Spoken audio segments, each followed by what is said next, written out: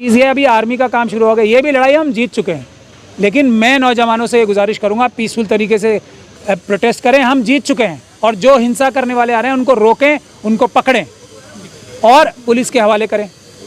और ये लड़ाई जीत चुके हैं हम। लड़ाई ये नहीं होनी चाहिए, लड़ाई ये होनी चाहिए कि अब राजनाथ सिंह जी या तो आके कहें मुझे ये नहीं पता थी, और उन गद्दारों को देश के जो पाकिस्तान और चाइना की इस्टेब्लिशमेंट के साथ मिलकर ये पॉलिसी लाएं, उनको अरेस्ट कराएं। हमारा आंदोलन इसलिए होना चाहिए, हमारा आंदोलन उन गद्दारों को अरेस्ट करना चाहिए, उन गद्दारों को देशद्रोह का मुकदमा लगा के अरेस्ट कराना होना चाहिए जो ये पॉलिसी लाएं, उसके लिए करें। ये तो फॉरेन एक्सचेंज कमा के लाते हैं, कहाँ जाएगी वो? चाइना और पाकिस्तान को। ये है आरएसएस और बीजेपी की मेन साजिश। जब इससे भी दिल नहीं भरा तो जो चाइना की आर्मी या पाकिस्तान की आर्मी भारतीय आर्मी से डरती है, तो वो इसलिए डरती है कि हमारे पास एक सिस्टम है आर्मी का। यहाँ एक्सपीरियंस्ड फौजी भी होते हैं एक रेजिमेंट में, या जो एक प्लेटून होगी, और उसमें नए लोग भी होते हैं। इससे मिलके एक बहुत अच्छा कॉम्बिनेशन बनता है और दसियों साल तक एक दूसरे के साथ रह के जो भाईचारा या दोस्ती या अंडरस्टैंडिंग फौजियों में बनती है आपस में, वो 4 साल में से मेरे ख्याल से 1.5 साल तो इसी में निकल जाएगा ना, उनकी ट्रेनिंग वगैरह में। तो 2.5 साल में क्या अंडरस्टैंडिंग बनेगी? क्या फौजी आपस में एक साथ तालमेल से लड़ेंगे? ये चाहते हैं, ये है बुनियादी वजह। तो ये मनुवादी मानसिकता के जो गुजराती बिजनेसमैन हैं, इन्होंने देश की जो ये पॉलिसी है, रिक्रूटमेंट पॉलिसी आर्मी की, जो एक इतना लंबा मजबूत हमारी आर्मी है और फौज है, एयरफोर्स नेवी, उसको ख़राब करने के लिए, वो सिस्टम सारा डिस्टर्ब करने के लिए, चाइना को फ़ायदा पहुंचाने के लिए ये पॉलिसी आई है। ये सबसे बड़ा देशद्रोह है, ये सबसे बड़ी गद्दारी है, जिसकी हर एक भारतीय को, जो भारत से प्यार करता है, भारत के संविधान से प्यार करता है, उसको सड़क पे आके मुखालफत करनी चाहिए पीसफुल तरीके से। जो नहीं करेगा उसकी वफादारी पे हमें शक है। मगर लोग जब सड़कों पर आ रहे हैं तो उन्हें फिर पकड़ पकड़ के रिटेन किया जा रहा है।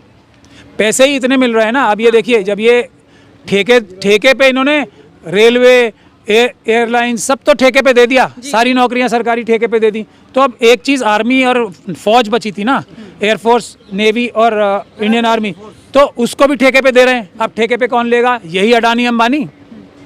और ये किसके एजेंट्स हैं? ये चाइना और पाकिस्तान की एस्टेब्लिशमेंट के एजेंट है, इसमें हमें कोई शक नहीं है। आरएसएस की सारी पॉलिसीज़ पाकिस्तान और चाइना को फ़ायदा पहुंचाने के लिए इनके साथ गठजोड़ करके हो रही हैं, और इससे ये देश का नुकसान कर रहे हैं, देश को बर्बाद कर रहे हैं, देश को तबाह बर्बाद कर रहे हैं जी। लेकिन सर वो तो हिंदू राष्ट्र बना रहे हैं बीजेपी वाले। तो हिंदू राष्ट्र, तो देखिए हिंदू राष्ट्र का क्या मतलब है? मनुस्मृति का लागू करना। उसका क्या मतलब है कि 7.5% लोग जो हैं वो SC, ST, OBC, माइनॉरिटीज़ और महिलाएं जो 92.5% बनती हैं, उनका सबका हक छीन कर अपने पास कर लें। ये तो चाइना और पाकिस्तान की मदद के बगैर हो नहीं सकता ना। हम लोग करने देंगे क्या? उसके लिए क्या हमारी आर्मी करने देगी इनको? ये मनुवादियों को मनुवाद और मनुस्मृति लागू करने देगी? तो इसीलिए आर्मी के खिलाफ साजिश है, हमारी जो फौजें हैं उनके खिलाफ भी ये साजिश है, क्योंकि मनुवाद को तो चाइना और पाकिस्तान से ही मदद करके देश पे राज करना है। हिंदू राष्ट्र क्या यहाँ बन जाएगा वैसे बगैर चाइना और पाकिस्तान की मदद के? उन्हीं की मदद से हिंदू राष्ट्र बनेगा, मनुस्मृति लागू होगी। यंग बनाएंगे आर्मी को, सेना को यंग बनाएंगे। यंग तो इसी प्रोसेस से बनाए ना। मना कर रहा है कोई? यंग लोगों को भर्ती करने से कोई मना कर रहा है? ये ठेकेदारी प्रथा क्या है? किसानों ने सबसे बड़ा जो आंदोलन किया देश का अभी, जो CA/NRC की जो मुस्लिम महिलाओं ने किया था, उसके बाद जो सबसे बड़ा आंदोलन हुआ वो किसानों का हुआ। उनकी बेसिक लड़ाई क्या थी? उनकी बेसिक लड़ाई भी ये थी कि चाइना जो है दुनिया में खेती और ज़मीनें खरीद रहा है, अफ्रीका में, ऑस्ट्रेलिया में। यही साजिश 3 किसान बिल लाके की गई थी। क्या होगा? अडानी, अंबानी और इन जैसे कुछ कंपनीज वाले किसानों की ज़मीन छीन लेंगे और वो चाइना को बेच देंगे। वही साजिश तो थी वो भी। लेकिन हमारी ना पॉलिटिकल पार्टीज इस सच को बोलने को तैयार है, डरते हैं सब। इसके बाद भी मैं बोल रहा हूँ, चाहे कोई भी पॉलिटिकल पार्टी हो, अगर वो इसको एम्प्लॉयमेंट का मुद्दा बनाना चाहती है, नौजवान रोजगार मांगने का मुद्दा बनाना चाहती है, तो वो देश के साथ बहुत बड़ा धोखा कर रहे हैं। ये सिर्फ और सिर्फ हमारी देश की सेना, जिससे पाकिस्तान और चाइना डरते हैं, उसको कमज़ोर करने की साजिश है और कोई साजिश नहीं है। कहा जा रहा 20-25 लाख रुपए लेकर जाएगा अग्निवीर जो है ये जो देश के लिए वहाँ पे गोली खाने जा रहे हैं, आपको लगता है ये पैसे के लिए लड़ने जा रहे हैं? सर मीडिया तो यही बता रही है, मीडिया फौजी यही बता रहे हैं कि 20-25 लाख। मेरे ख्याल से तमाम रिटायर्ड फौजी नहीं बता रहे हैं। एक भी फौजी परिवार ये नहीं बताएगा जिनके परिवार टीवी पे बैठे रिटायर्ड नहीं सर, टीवी पे, टीवी तो क्रिमिनल मीडिया पे ना, ऐसे बोलो। आप लोगों को असली मीडिया में कोई बैठा है या आप क्रिमिनल्स की बात कर रहे हो ना? क्रिमिनल्स हैं ना, ये तो उस कॉन्स्पिरेसी का हिस्सा हैं। ये भी तो चाइना और पाकिस्तान की एस्टेब्लिशमेंट से पैसा जो आरएसएस को मिल रहा है, जो फायदे, ये मनुवादी मानसिकता के गुजराती बिजनेसमैन, यही तो हैं ये क्रिमिनल मीडिया के मालिक। वो तो उस पर मत बात, उस पर की बात, आप देखते हो तो मुझे आप पे बहुत शर्म आ रही है। अगर आप सर ये जो गलत मीडिया फहमी- कर्मी है, एक मिनट इस सवाल का सबसे ज़्यादा देखा जाता है, फिर आप लोगों को बहुत गलत फहमी है। आप जो सोशल मीडिया की सच्ची चैनल जो हो ना, न्यूज़ रिपोर्टर्स, ये उनसे 50 गुना ज़्यादा देखे जाते हैं। आपको यही नहीं पता उनको कौन देख रहा है? घर घर में है सर, ये फ्री दे रहे हैं सबको। गाँव फ्री दें या कुछ भी दें, कोई नहीं। आपकी रीच, सोशल मीडिया की रीच इनसे 50 गुना ज़्यादा है, इसीलिए आप पे रिस्ट्रिक्शंस लगाने की कोशिश हो रही है। अब आप लोग जीत रहे हैं। ये जो अभी जो हमारे देश के नौजवान ये जो प्रोटेस्ट कर रहे हैं ना, ये जीत चुके हैं। और सोशल मीडिया पे जो असली रिपोर्टर्स हैं वो जीत रहे हैं। ये सब जितने भी बड़े बड़े नाम हैं ना, इन सबको हम अम्बेडकरवादी जेल भिजवाएंगे। ये लंबे लंबे टाइम के लिए पाकिस्तान और चाइना की जासूसी करने के लिए जेल जाने वाले हैं। आप फिक्र मत करो। वो कहाँ जेल जा रहे हैं? आप जैसे लोग जा रहे हैं बोलने वाले जेल। ये अभी है ना, ये अभी का टाइम है। अभी आप देखो, टाइम आ रहा है। ये जितने कोटर टाई पहन के बैठे हैं ना सब टीवी चैनल्स पे फ्रॉड, ये सब जेल जाएंगे, एक भी नहीं बचेगा। राज्यसभा जाएंगे। राज्यसभा से लोग जेल नहीं जाते क्या? जब अम्बेडकर, जब संविधान का राज आएगा, और वो आने वाला है, जी सबको सबके गुनाहों की सजा मिलेगी, चाहे कोई वर्दीधारी हो या कोई कुर्ताधारी हो। सब ध्यान रखें। अभी बिल्कुल संविधान राज नहीं है। संविधान को तोड़ने की कोशिश की जा रही है। 4 सुप्रीम कोर्ट के जजेस ये बोल चुके हैं प्रेस कॉन्फ्रेंस करके कि हम पे दबाव है। अगर सुप्रीम कोर्ट के ऊपर दबाव है तो क्या संविधान का राज है? संविधान को ख़त्म करने की कोशिश की जा रही है और हम अम्बेडकरवादी संविधान का राज लाएंगे, पूरी तरीके से लाएंगे, किसी भी हालत में उसको कॉम्प्रोमाइज़ नहीं होने देंगे। जो प्रधानमंत्री, जो होम मिनिस्टर संविधान की शपथ लेके वो बड़े बड़े ओहदों पे बैठे हैं, उनकी नाक के नीचे ये बोला जा रहा है कि हम हिंदू राष्ट्र बनाएंगे, धर्म संसद होके ये बोला जा रहा है कि हम भारत का संविधान ख़त्म करेंगे, हम मनुस्मृति लागू करेंगे, और वो संविधान की शपथ खा के चुप बैठे हैं। ये लगता है आपको संविधान की रक्षा करेंगे ये लोग? सर जनरल बीके सिंह ने जैसे बताया, उनसे पूछा गया तो उन्होंने कहा मुझे अग्निपथ के बारे में अभी कोई भी जानकारी नहीं है। और जहाँ तक पता चल रहा है कि राजनाथ सिंह को भी इसकी जानकारी नहीं थी, रक्षा मंत्री हैं। तो आपको क्या लगता है कि इस तरह की जो योजनाएं हैं, ये जो स्कीम्स है, इनका फैसला कहाँ से हो रहा है? कौन सी कैबिनेट ये डिसाइड कर रही है? देखिए, मैंने सीधे सीधे अभी बताया, शायद आपने मेरी पहली बात नहीं सुनी।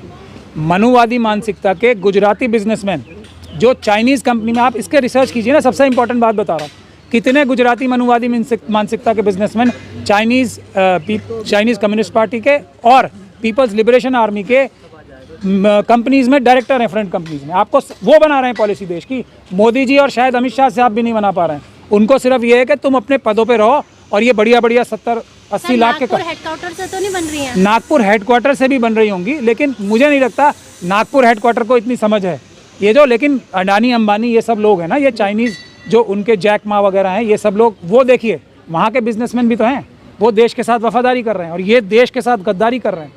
ये हैं अडानी अंबानी, देश के दुश्मन, और चाइनीज़ और पाकिस्तान।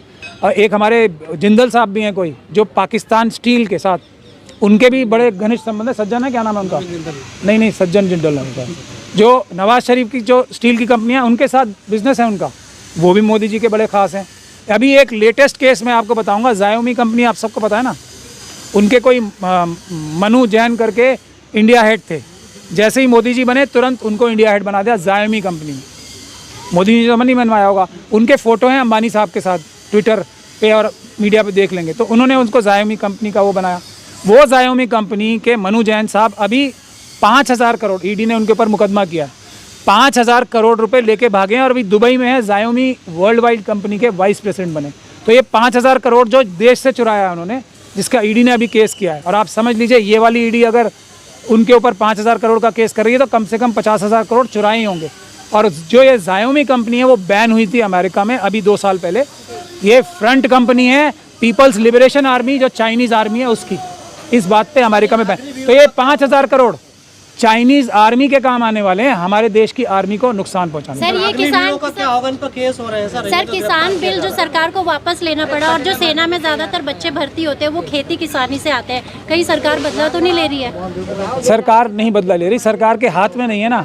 राजनाथ सिंह जी को आप मुझे बता रही हो नहीं पता, हमारे जो एक ही इनके कैबिनेट में जो किसान बिल पे उनको बैकफुट पे आना पड़ा था। बैकफुट पे नहीं, माफ़ी मांगनी पड़ी थी। अभी भी साजिश जारी है। देखिए, किसान आंदोलन ख़त्म नहीं होना चाहिए, नहीं हुआ है। असली चीज़ है ये पीछे से साजिश करके वही काम अभी भी दोबारा करें। एमएसपी का कुछ हुआ अभी नहीं हुआ ना। और देश से अनाज जो है एक्सपोर्ट करना बंद हुआ ना, क्योंकि देश में इतनी खाद्यान्नों की कमी आ गई, क्योंकि ये सारा अनाज यहाँ से चुरा के पहले छुपा के बेच चुके हैं, इसलिए आई ये कमी। तीसरी चीज़ ये अभी आर्मी का काम शुरू हो गया, ये भी लड़ाई हम जीत चुके हैं।